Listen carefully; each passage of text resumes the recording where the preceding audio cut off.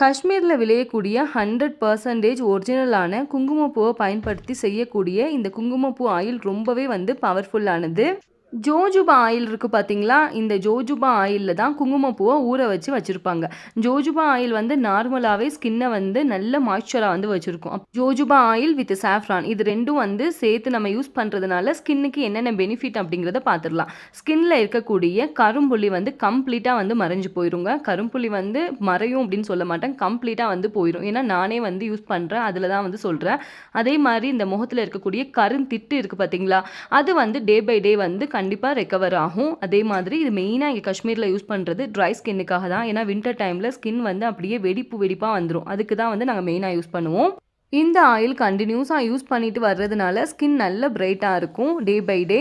அதே மாதிரி இந்த ஆயில் உங்களுக்கு வேணும் அப்படின்னா ஸ்க்ரீனில் தெரிகிற வாட்ஸ்அப் நம்பரை கான்டாக்ட் பண்ணுங்கள். தேங்க்ஸ் ஃபார் வாட்சிங். Thank you so much and take care.